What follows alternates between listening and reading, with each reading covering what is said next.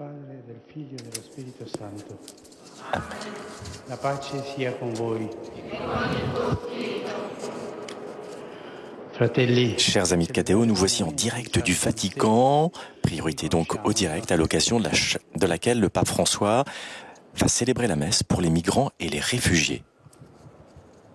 La messe est célébrée à l'autel de la chaire de Saint-Pierre en la basilique vaticane.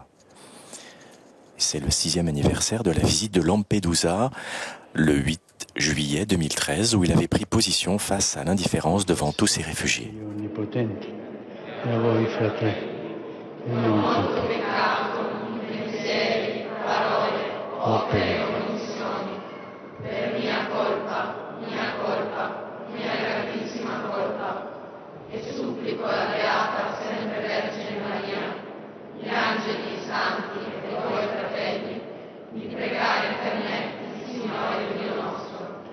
Dio Onnipotente abbia misericordia di noi, perdoni i nostri peccati e ci conduca alla vita eterna.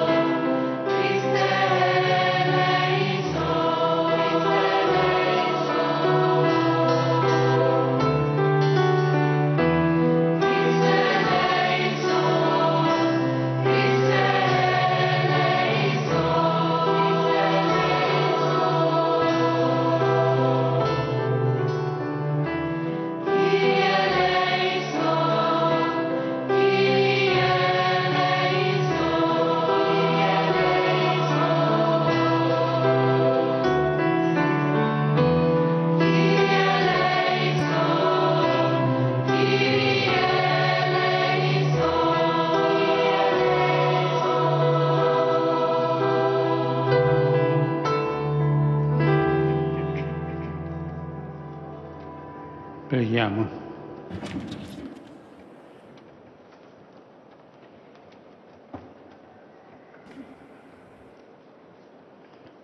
Dieu, Père de tous les hommes, pour toi, personne n'est étranger, personne n'est exclu de ta paternité. Regarde avec amour les réfugiés, les exiliés, les victimes de la ségrégation, les enfants abandonnés et sans défense, afin que soit donnée à tous la chaleur d'une maison et d'une patrie, et pour nous un cœur sensible et généreux envers les pauvres et les opprimés. Gesù Cristo, tuo Figlio che è Dio, e vive e regna con te nell'unità dello Spirito Santo per tutti i secoli dei secoli. Amen.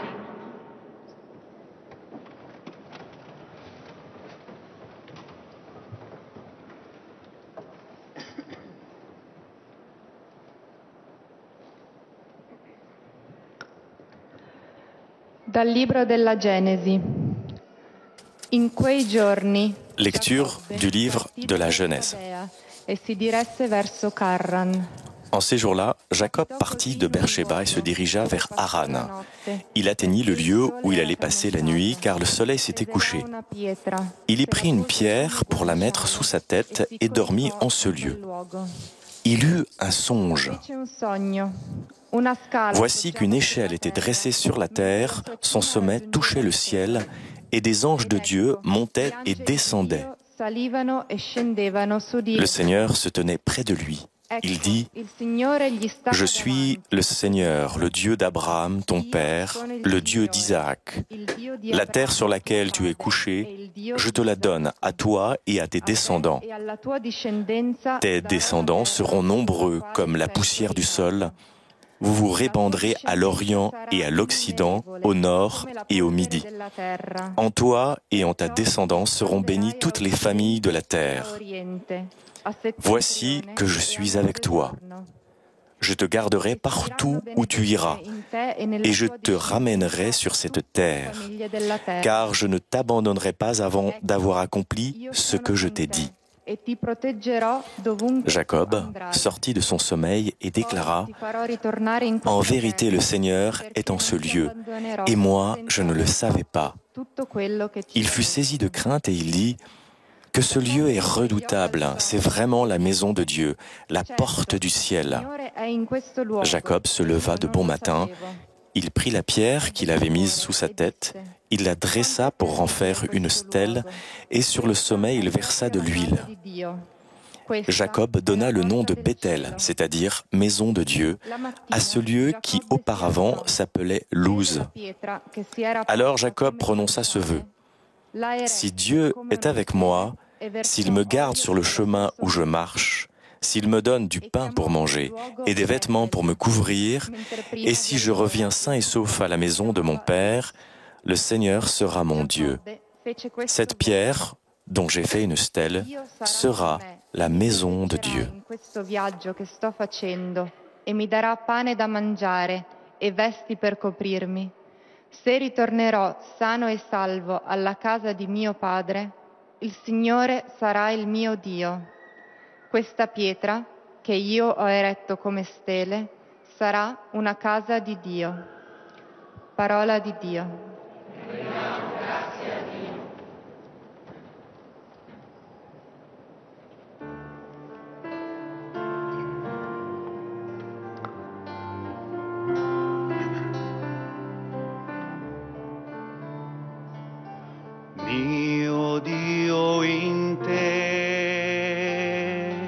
Mio Dio in te confido. Mio Dio in te confido. Chi abita al riparo dell'Altissimo passerà la notte all'ombra dell'Onnipotente. Io dico al Signore, mio rifugio e mia fortezza, mio Dio in cui confido. Mio Dio in te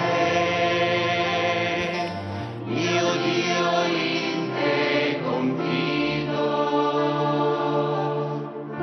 Egli ti libererà dal laccio. Mon Dieu, en toi je me confie. Che distrugge, ti coprirà con le sue penne, sotto le sue ali troverai rifugio, la sua fedeltà ti sarà scudo e corazza.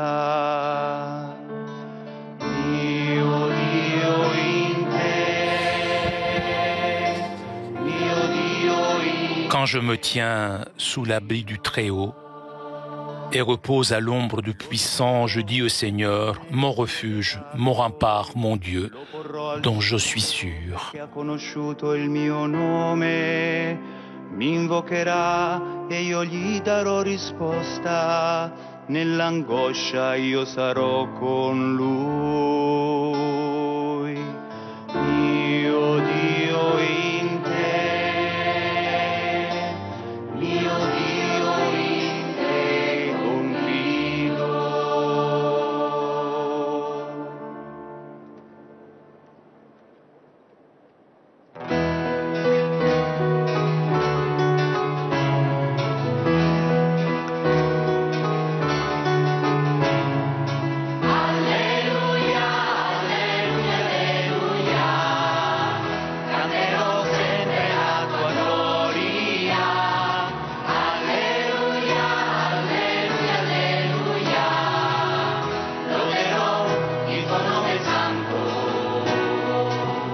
Salvatore Cristo Gesù ha vinto la morte e ha fatto risplendere la vita per mezzo del Vangelo. Notre Sauveur Jésus-Christ a vaincu la mort et il a fait resplendir la vie grâce à l'Évangile.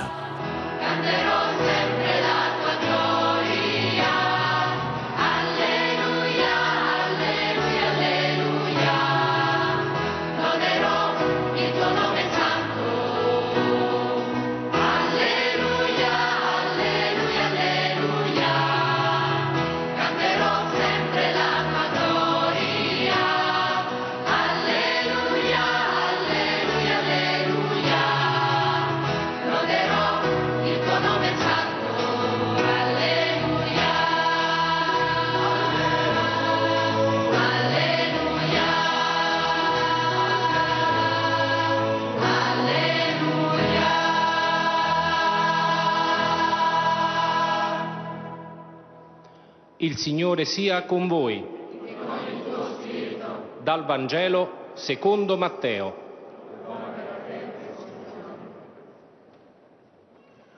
In quel tempo, mentre Gesù parlava, Évangile de Jésus-Christ selon saint Matthieu.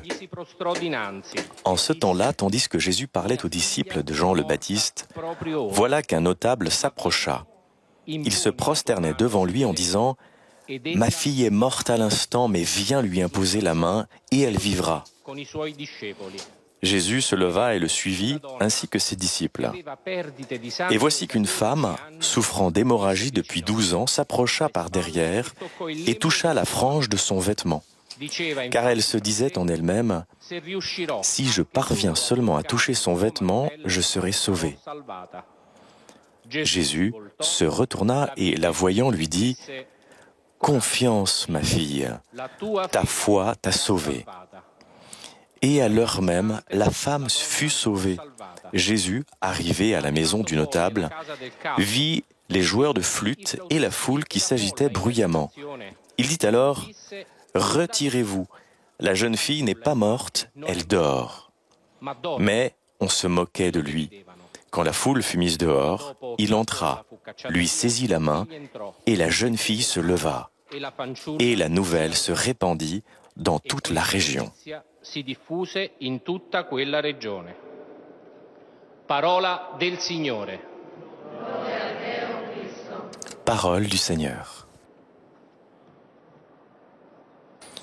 Nous allons entendre maintenant l'homélie du pape François en commémoration de sa visite à Lampedusa, lieu de passage de beaucoup de migrants entre l'Afrique et l'Europe.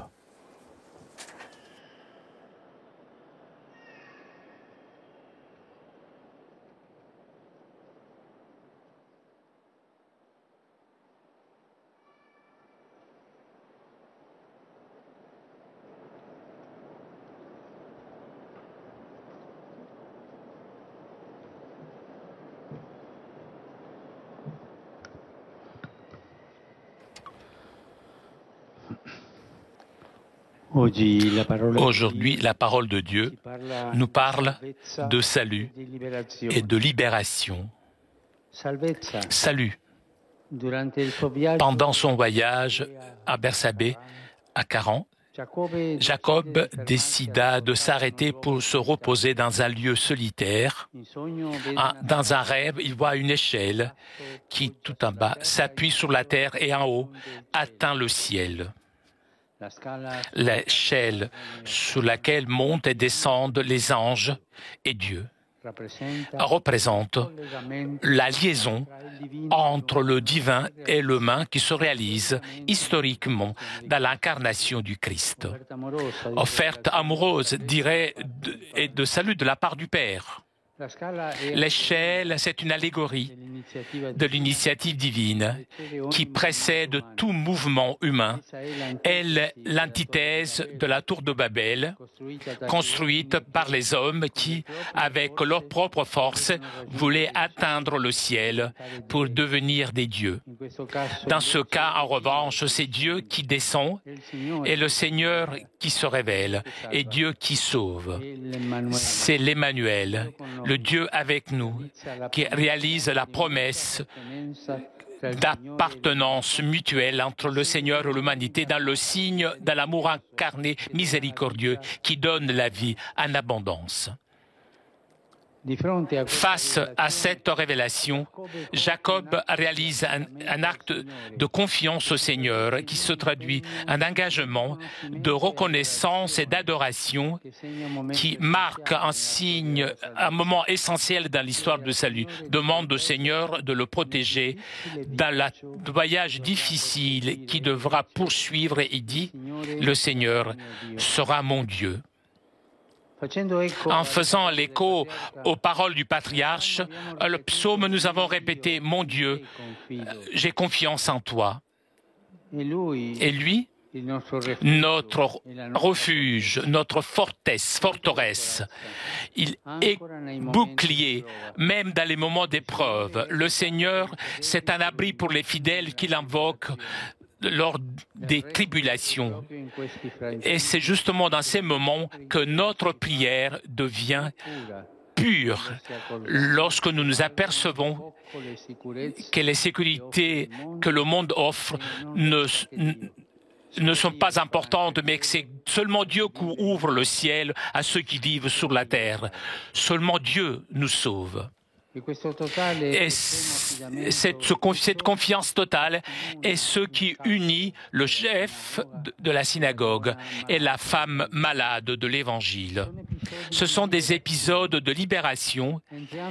Les deux nous approchent de Jésus pour obtenir de lui ce que personne d'autre peut leur donner, libération de la maladie et de la mort.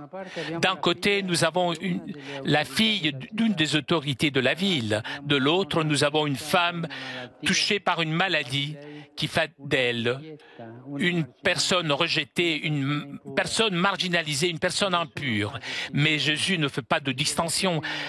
La libération est pour les deux. Le besoin, mais les deux personnes, la femme et cette jeune fille, parmi les derniers, Jésus révèle à ses disciples la nécessité d'une onction préférentielle pour les derniers qui doivent être mis à la première place dans l'exercice de la charité. Beaucoup sont les pauvretés d'aujourd'hui, nombreuses sont. Comme Saint Jean-Paul II a dit, les pauvres, dans les dimensions multiples de la liberté, sont les oppressés, les marginalisés, les anciens, les personnes malades, les petits, tous ceux qui sont considérés et traités comme derniers dans la société. Dans ce 6e anniversaire de la visite à Lampedusa, ma pensée va aux derniers que chaque jour crient au Seigneur en demandant d'être délivrés des maux qui lui touchent.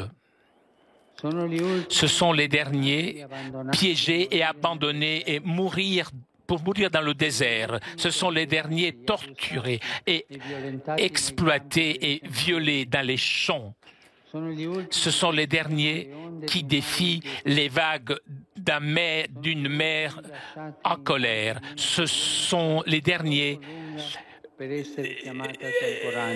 laissés dans des camps trop longtemps.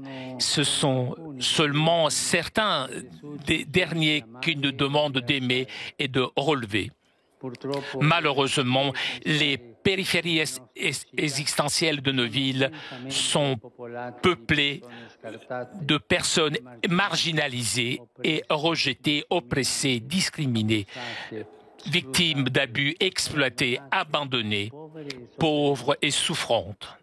Dans l'esprit de béatitude, nous sommes appelés à consoler leurs